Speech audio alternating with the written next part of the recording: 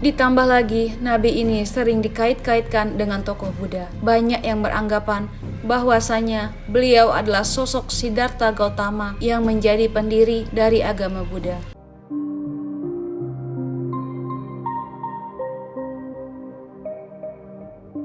Assalamualaikum warahmatullahi wabarakatuh. Syaiton, bahkan sampai iblis turun tangan pun tak sanggup untuk menggoda manusia pilihan Allah Subhanahu wa Ta'ala ini. Ditambah lagi, nabi ini sering dikait-kaitkan dengan tokoh Buddha. Banyak yang beranggapan bahwasanya beliau adalah sosok Siddhartha Gautama yang menjadi pendiri dari agama Buddha. Nama Nabi Zulkifli disebutkan hanya 2 kali di dalam Al-Quran, yaitu di dalam surat Sad ayat ke-48. Dan ingatlah akan Ismail, Ilyasa, dan Zulkifli, semuanya termasuk orang-orang yang paling baik. Kemudian di surat Al-Anabiyah ayat ke-85. Dan ingatlah kisah Ismail, Idris, dan Zulkifli, semuanya mereka termasuk orang-orang yang sabar. Meskipun Zulkifli tidak disebutkan secara tegas dalam Al-Quran bahwasanya beliau adalah seorang nabi, tapi karena di kedua ayat tersebut nama Zulkifli disebutkan dengan pujian bersamaan dengan para nabi lainnya, maka para ulama dan sejarawan menyimpulkan bahwasanya Zulkifli juga seorang nabi. Menurut pendapat dari Imam Ibnu Katsir di dalam kitab Tafsir Al-Quran Al-Azim, beliau menegaskan bahwa Zulkifli adalah seorang nabi utusan Allah Subhanahu wa Ta'ala dengan alasan tidak ada seorang pun yang namanya disebut dalam deretan nama nabi-nabi kecuali dia adalah seorang nabi. Akan tetapi ada pula beberapa ulama yang menyebutkan bahwasanya Zulkifli bukanlah seorang nabi, akan tetapi beliau hanyalah seorang yang soleh dan adil. Di antara sekian banyak ulama yang berpendapat demikian adalah Imam Ibnu Jarir at-Tabari. Zulkifli bukanlah nama sebenarnya. Itu adalah sebuah julukan atau nama kehormatan yang diberikan untuk seseorang. Di dalam kitab Ibnu Katsir, nama asli dari Zulkifli adalah Bashar atau Bishar. Disebutkan juga di sana bahwa Nabi Zulkifli adalah putra Nabi Ayub alaihissalam. Jadi nasab beliau adalah Bashar bin Ayub. Nasab lengkapnya Bashar bin Ayub bin Amush bin Tawak bin Rum bin Aish bin Ishak bin Ibrahim al-Khalil. Beliau hidup sekitar abad ke-16 sampai 15 sebelum Masehi. Dan diutus Allah Subhanahu wa Ta'ala kepada suatu kaum yang bernama Arami atau Amori. Kaum ini adalah bangsa Rum, yang ketika itu mereka tinggal di wilayah sekitar Damaskus, Syria, dan Yordania. Di sanalah Nabi Zulkifli melanjutkan tugas kenabian dari ayahnya, yaitu Nabi Ayub. Ini pendapat dari Imam Ibnu Katsir. Namun, para ulama lain ada yang berbeda pendapat tentang kapan masa diutusnya Nabi Zulkifli ini. Kalau menurut Imam Ibnu Jarir at-Tabari, Nabi Zulkifli ini adalah penerus dari Nabi Ilyasa yang hidup sekitaran abad ke-9 Masehi. Namun, antara Imam Ibnu Katsir dan Imam Tabari sama-sama menyebutkan bahwasanya Nabi Zulkifli adalah salah seorang raja di negeri Syam. Kisahnya ada sebuah negeri di Syam yang dipimpin oleh seorang raja soleh.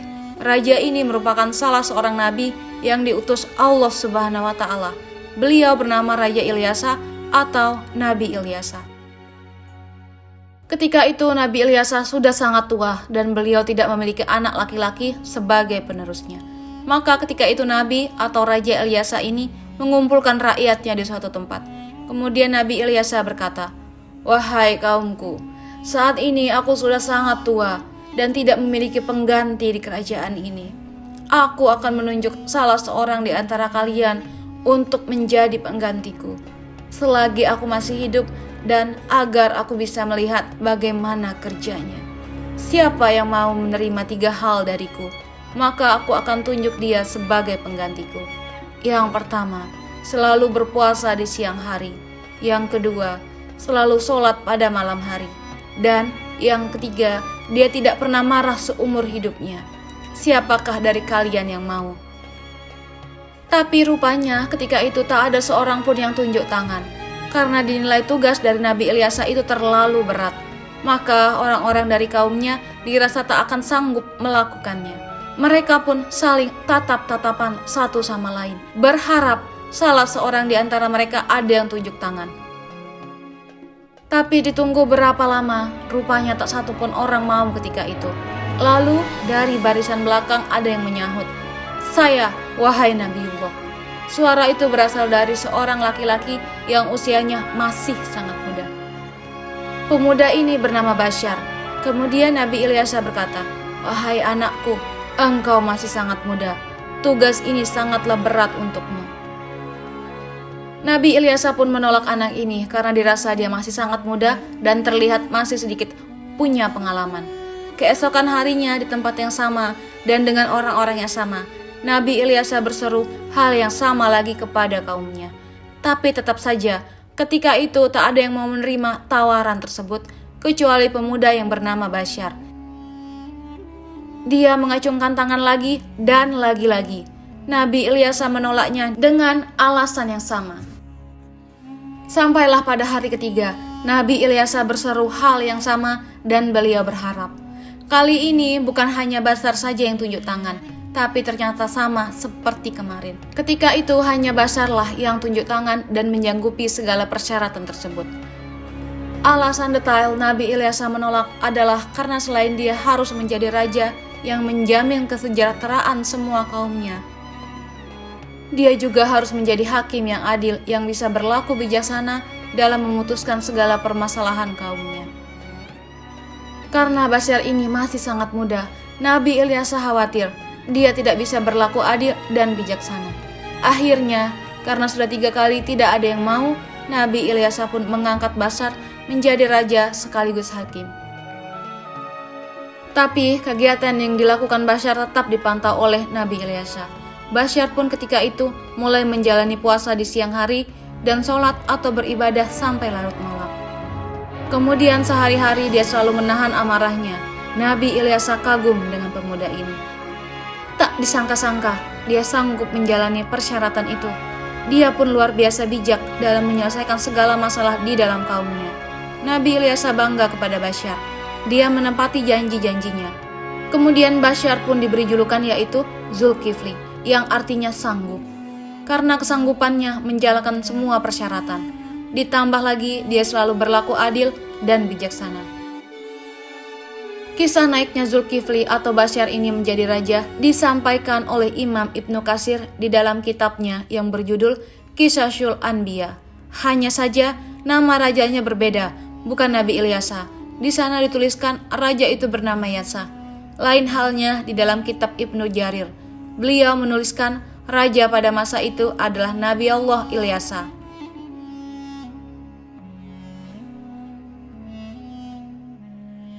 Seiring berjalannya waktu, Nabi Ilyasa pun meninggal dunia dan kini Raja Zulkifli tak ada lagi yang memantau sepeninggal Ilyasa. Nabi Zulkifli memimpin negeri Syam dengan sangat baik. Zulkifli sangat mementingkan urusan rakyatnya daripada urusan dirinya dan keluarganya. Beliau memegang teguh janjinya untuk selalu berpuasa di siang hari dan beribadah di malam hari, serta tak pernah sekalipun beliau marah. Zulkifli selalu sabar dalam keadaan apapun. Di sisi lain, iblis melihat kesolehan dan kebaikan Nabi Zulkifli dalam memimpin rakyatnya dan juga begitu kuatnya dia memegang janji. Maka iblis pun tak tinggal diam. Kemudian iblis pun mengutus tentaranya, yaitu setan yang sangat kuat untuk menggoda Zulkifli, supaya minimal goyah sedikit keimanannya. Berkali-kali iblis mengutus setan untuk menggoda. Berkali-kali pula mereka gagal dan tak ada satupun setan yang berhasil menggoda Nabi Zulkifli ini. Akhirnya saat itu iblis berinisiatif untuk turun tangan langsung menggoda Nabi Zulkifli. Dia pun mulai mencari timing yang pas untuk menggoda. Di dalam kerajaan, Nabi atau Raja Zulkifli ini setiap harinya sibuk dengan urusan kerajaannya. Jadi, setiap hari jadwal beliau dari pagi sampai siang. Zulkifli berangkat ke pengadilan di negeri itu untuk menjadi hakim dan menyelesaikan masalah-masalah rakyatnya. Itu beliau lakukan selama dalam posisi berpuasa. Makanya setiap hari dia mengambil jam istirahat untuk tidur siang sebentar. Kemudian persidangan dilanjutkan kembali setelah beliau bangun. Persidangan pun dilanjut sampai sore atau malam hari. Malam harinya beliau beribadah dan berdoa sampai larut malam. Besok paginya beliau ke persidangan lagi. Begitu terus kegiatan yang beliau lakukan setiap harinya.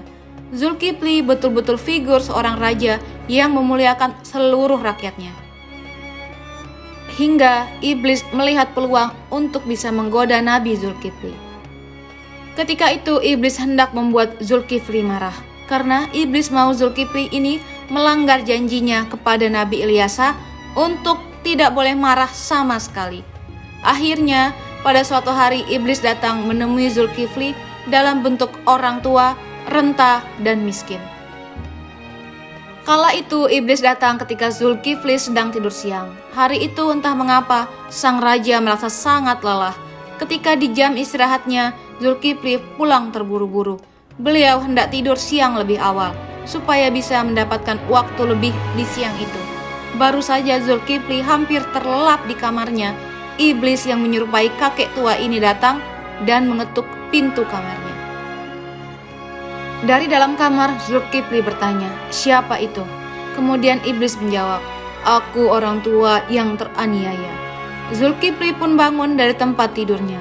Kemudian beliau membukakan pintu dan ketika itu iblis menceritakan permasalahannya. Iblis kemudian mengarang cerita. Dia bilang, "Aku dan kaumku terlibat permusuhan. Mereka memperlakukanku semena-mena, melakukan ini dan itu padaku." Iblis terus bercerita panjang lebar, hingga waktu istirahat Zulkifli pun habis. Sang raja yang sudah terlihat sangat kelelahan, tidak jadi istirahat pada siang itu karena diganggu oleh iblis yang menyamar sebagai kakek-kakek ini. Dan tibalah waktunya Zulkifli untuk kembali ke tempat persidangan untuk melanjutkan menyelesaikan permasalahan kaumnya. Kemudian sang raja berkata pada kakek ini, "Wahai paman, engkau bisa meneruskan ceritamu nanti, karena sekarang aku harus ke tempat persidangan.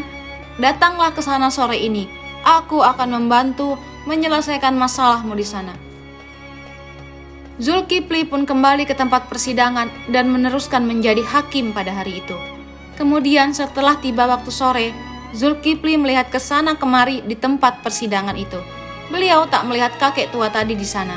Lalu ditunggunya sampai gelap. Tapi kakek tua itu tak kunjung datang menemuinya di ruang persidangan itu. Zulkifli pun pulang ke rumahnya. Beliau berpikir, mungkin besok pagi kakek tua itu akan datang ke majelisnya. Keesokan harinya, Nabi Zulkifli seperti biasanya duduk di persidangan. Menjadi hakim yang adil untuk menyelesaikan permasalahan kaumnya. Ditunggunya sampai siang, kakek tua tersebut tak kunjung datang. Maka tibalah waktu di mana Zulkifli harus beristirahat. Beliau menutup sementara majelisnya untuk beristirahat siang di rumahnya. Saat baru saja tertidur, iblis yang kemarin datang lagi mengetuk pintunya. Ketika pintu dibuka, rupanya yang datang kakek-kakek yang kemarin. Zulkifli pun menyuruh tamunya masuk dengan nada yang lembut. Nabi Zulkifli berkata kepada kakek ini, "Wahai paman, bukannya sudah kukatakan padamu kemarin, datanglah ketika aku sedang di persidangan, maka aku akan menyelesaikan masalahmu di sana." Lalu iblis kembali mengarang cerita dengan bercerita panjang lebar kepada Zulkifli, hingga waktu istirahat Zulkifli pun habis. Ini sudah 2 hari jam istirahat beliau diganggu. Kemudian Zulkifli berkata ke kakek ini, "Wahai paman, datanglah ke majelisku sore ini. Aku akan menunggumu di sana untuk menyelesaikan masalahmu." Kakek itu pun pergi dan Zulkifli kembali ke tempat persidangannya. Beliau terlihat lelah dan sangat mengantuk karena tak sempat istirahat. Lalu datanglah waktu sore. Dilihatnya ke sana kemari, kakek itu tak datang juga. Nabi Zulkifli memohon perlindungannya kepada Allah Subhanahu wa Ta'ala untuk menyabarkan hatinya, supaya beliau tidak marah ketika itu. Di hari yang ketiga, ketika tiba waktu istirahat sang raja, Zulkifli pun langsung cepat-cepat pulang. Hari itu betul-betul beliau sangat kelelahan, bahkan jauh lebih lelah daripada kemarin. Sebelum beliau istirahat tidur siang, beliau menyampaikan pesan kepada pengawal dan salah seorang keluarganya. Jangan kalian biarkan siapapun datang mendekati pintu ini. Aku mau tidur. Hari ini aku lelah sekali. Baru saja Zulkifli tidur, iblis yang menyamar dengan kakek-kakek yang sama datang lagi hendak mengetuk pintu. Namun ketika itu kakek ini dihalau oleh penjaga pintu. Hai paman, raja sedang istirahat. Beliau tak ingin diganggu. Kemudian kakek ini berkata, aku sudah memiliki janji kepada sang raja untuk datang pada hari ini. Tapi penjaga pintu tetap melarangnya dan menyuruh kakek itu untuk menunggu waktu istirahat sang raja selesai. Iblis pun tak bisa berbuat apa-apa. Dia pun pergi dan dia melihat ada sebuah lubang di atas kamar sang raja. Kemudian dia memanjat dan masuk ke dalam kamarnya. Iblis melihat Zulkifli sedang tertidur. Iblis hendak membuat Zulkifli marah.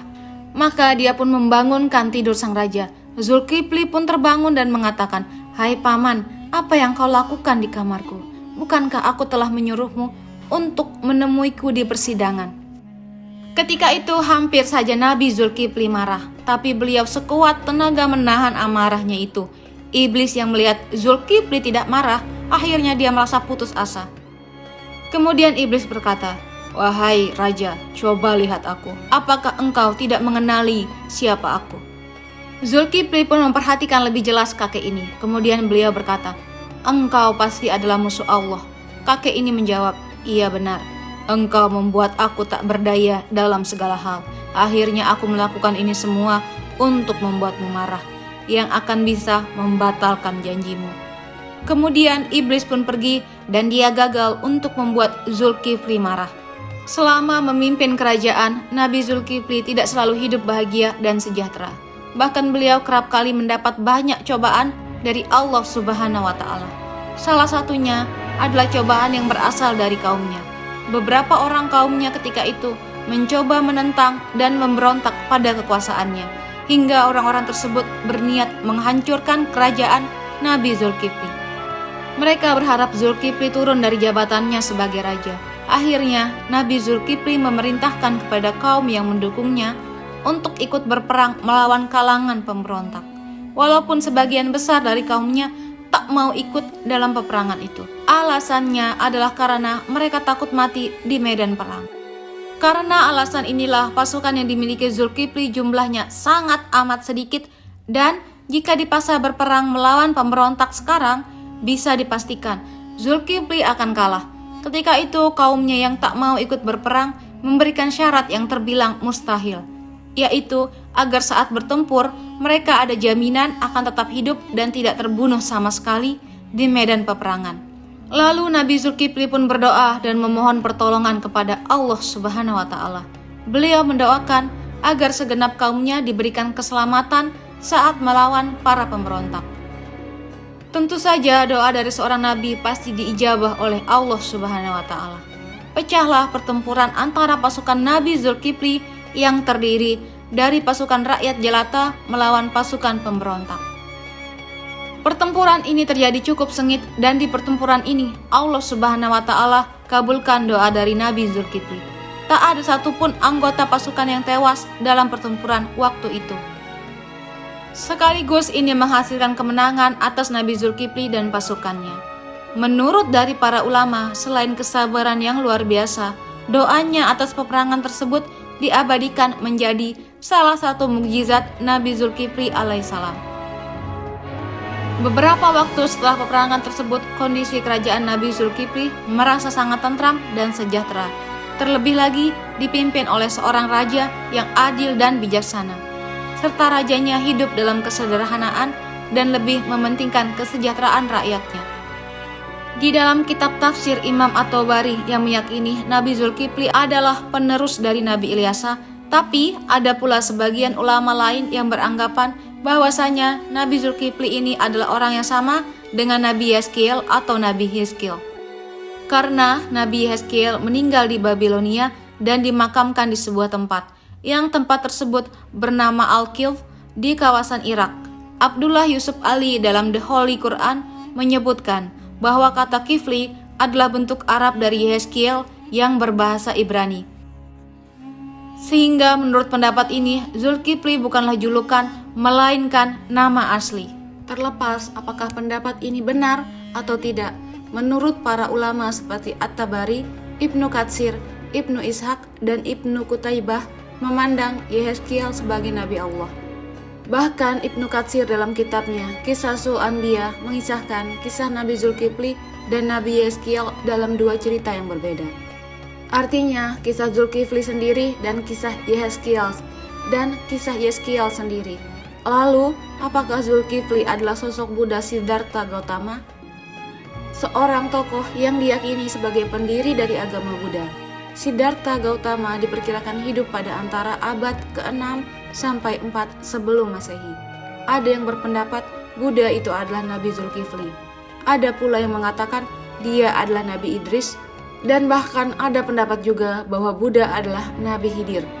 Pendapat ini didasari karena kata kif dianggap bentuk Arab dari kata kapil, kependekan dari Kapilavastu yang merupakan ibu kota Sakya dan tempat tinggal Siddhartha Gautama sebelum dia meninggalkan istana. Anggapan bahwasanya sosok Buddha adalah Zulkifli diantaranya disebutkan oleh Hamid Abdul Qadir dalam karyanya Buddha, The Great His Life in Philosophy. Beliau menyimpulkan, prinsip-prinsip hidup yang dijalankan Nabi Zulkifli memiliki persamaan dengan filosofi hidup yang diajarkan Siddhartha Gautama. Pendapat ini diperkuat juga oleh seorang ahli tafsir yang bernama Al-Qasimi yang menafsirkan surat Atin. Demi buah tin dan buah zaitun, demi gunung Sinai dan demi negeri Mekah yang aman ini, sungguh kami telah menciptakan manusia dalam bentuk sebaik-baiknya. Tafsir ayat ini menurut Al-Qasimi, pertama, Allah Subhanahu wa Ta'ala bersumpah dengan pohon Atin, tempat Buddha mendapatkan wahyu dan menjadi rasul. Lalu dari situlah lahir agama Buddha. Ayat kedua, Allah Subhanahu wa Ta'ala bersumpah dengan pohon Az-Zaitun, yaitu tempat Isa diangkat menjadi nabi dan rasul. Maka lahirlah agama Kristen. Tafsir ayat ketiga, Allah Subhanahu wa Ta'ala bersumpah dengan Bukit Sinai, tempat Nabi Musa mendapat mandat dari Allah Subhanahu wa Ta'ala untuk menyelamatkan Bani Israel, lalu lahirlah agama Yahudi. Tafsir ayat keempat, Allah Subhanahu wa Ta'ala bersumpah dengan negeri yang aman, Al-Balad Al-Amin, yaitu kota Mekah, tempat Nabi Muhammad SAW mendapat wahyu. Maka lahirlah di sana agama Islam. Dalam tafsir tersebut timbul sebuah pertanyaan, kenapa Buddha dan Kristen disebut lebih awal, sementara Yahudi dan Islam disebut paling akhir? Ibnu Taimiyah mengatakan bahwa penyebutan agama Buddha paling awal dilihat dari jauhnya agama ini dari kebenaran. Kemudian disusul agama Kristen dan Yahudi yang lebih mendekati kebenaran. Sedangkan Islam disebut di sana paling terakhir karena kesempurnaan dan kebenarannya itu sendiri. Ibnu Taimiyah merupakan ulama yang memiliki cakrawala yang begitu luas. Kritiknya terhadap tokoh-tokoh filsafat, kalam, fikih, tasawuf, sejarah, dan ulasannya mengenai agama lain tentunya lahir dari sumber bacaannya yang melimpah. Tapi ada pendapat lain yang mengatakan bahwasanya Buddha dihubungkan dengan Nabi Khidir. Itu terdapat dalam Al-Milal wa Al-Nihal yang ditulis oleh ulama yang bernama Asy Syahrastani. Beliau mengatakan, jika memang ajaran-ajaran yang mereka jelaskan ini benar, sosok Buddha ini tentunya mirip sekali dengan Nabi Allah Khidir alaihissalam dalam keyakinan orang Islam. Yang menyatakan bahwasanya Buddha adalah Nabi Idris adalah karena keduanya memiliki banyak kesamaan. Yang pertama, seorang biku harus memakai jubah yang dibuat sesuai ketentuan. Ini adalah peraturan dari kebikuan yang harus ditaati oleh semua biku. Hal ini menjadi dasar bahwasanya Siddhartha telah merancang sendiri busana kebikuan yang akan dipergunakannya nanti di pertapaannya. Kisah Anuruddha Theradhamma menjelaskan bahwa menjahit memang salah satu keahlian para biku. Dalam kitab Mustadrak Al-Hakim dari Ibnu Abbas berkata, Daud adalah seorang pembuat perisai, Adam adalah seorang petani, Nuh adalah seorang tukang kayu, Idris adalah seorang penjahit, dan Musa adalah pengembala. Siddhartha Gautama adalah seorang pangeran, putra dari Raja Sudodana. Pada saat usia 7 tahun, Pangeran Siddhartha mempunyai 3 kolam bunga teratai, yaitu kolam bunga teratai berwarna biru atau upala, kolam bunga teratai berwarna merah atau paduma, dan kolam bunga teratai berwarna putih ataupun pundarika. Kata asidir atau sidrah atau sidar atau idris merujuk pada arti atau makna bunga teratai ini, merupakan hal yang patut dipertimbangkan lebih lanjut. Ditambah lagi kisah sang Buddha yang menemui kesempurnaannya menuju para nirwana, sama persis dengan apa yang dialami oleh Nabi Idris, yaitu mencapai jannahnya Allah Subhanahu wa Ta'ala tanpa melalui kematian terlebih dahulu. Pada suatu malam, Pangeran Siddhartha memutuskan untuk meninggalkan istana. Kemudian dia bertekad untuk menjalani hidup sebagai pertapa, dan tepatnya pada usia 40 tahun beliau diangkat menjadi seorang nabi. Sebagaimana lazimnya nabi-nabi lainnya dalam Islam, Buddha Gautama juga meramalkan kehadiran Nabi Muhammad SAW dengan menyebutnya sebagai Buddha Maitreya. Aku bukanlah satu-satunya Buddha sahaja. Selepas aku akan lahir seorang Buddha lagi yang dikenal dengan nama Maitreya. Dia akan memiliki banyak sifat-sifat mulia dan utama. Kalau anak muridku beratus-ratus, Maitreya tersebut beribu-ribu. Seorang sejarawan muslim yang bernama Al-Biruni pernah tinggal selama bertahun-tahun di India. Kemudian beliau menuliskan sebuah kitab yang dinamakan Ul-Hind. Di dalam kitabnya tersebut beliau mengatakan bahwa para penganut Buddha di India tidak pernah mengakui Buddha sebagai Tuhan. Mereka hanya berkeyakinan bahwasanya Buddha adalah seorang nabi. Waalaikumsalam warahmatullahi wabarakatuh.